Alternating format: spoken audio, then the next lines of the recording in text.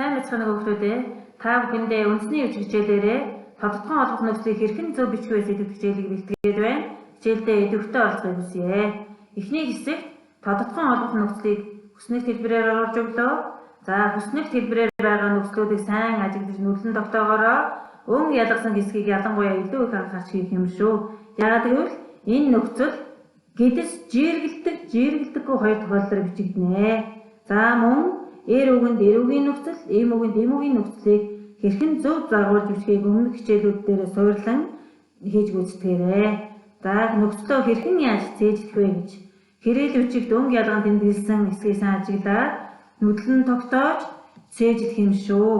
Дараагийн хэсэгт бол зөөр цэцэн үгсийг хэрээл үчигт болоод үндэсний үчигт хэрхэн яаж бичих вэ гэдгийг бичсэн төдийгүй мөн өнгө ялган тодруулж өгсөн байгааг сайн анхаарч хийгээрэй хүүхдүүдээ.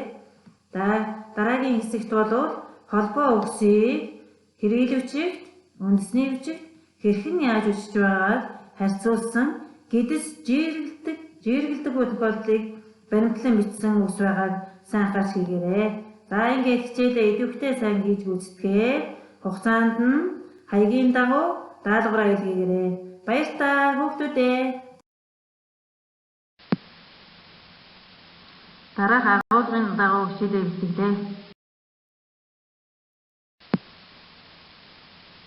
Тодотгон олгох нөхцөлийг өнгөрсөн цаг, одоо цаг, ирээдүйн цаг хуваангуудад ямар нөхцөл гэрлэгчээр төгссөн үед өгнө гэдэс жиргэлхийг сайн анзаарч анхааралтай үзээрэй.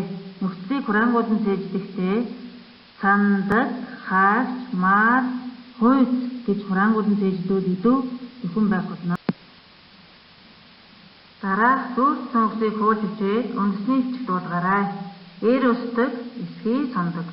Сунаж уртуулах, цурч цэцэн болох. Эдгээр зүүр цэцэн хажуугийн хэсэг үндэсний бичгээр бичиж өгсөн тул харьцуулан анхааралтай сайн мэдээд бичиж аваарай. Дараах холбоо үгсийг хуулж бичээд үндэсний бичигт болгоно. Гар хүрх үед, гар хүрэгч, гар хүрэх, гар баримаар, гар хардаг, гараа гарах, гар хүрсэн. Үндэсний бичигт болгосон хэлбэр хажуугийн хэсэгт харагдаж байна. Ямар үгэнд гэдэс жиргэлсэн, ямар үгэнд шууд залган бичнийг харьцуулан харахдаа гэдэс жиргэлдэггүй эргэн санаарай. Сурах бичигт байгаа дараах дасгалуудыг хийж үүсгээд анги овг нэрээ бичиж хугацаанд нь илгээгээрэй. Хичээлдээ идэвхтэй оролцсон хүүхдүүдтэй баярлалаа.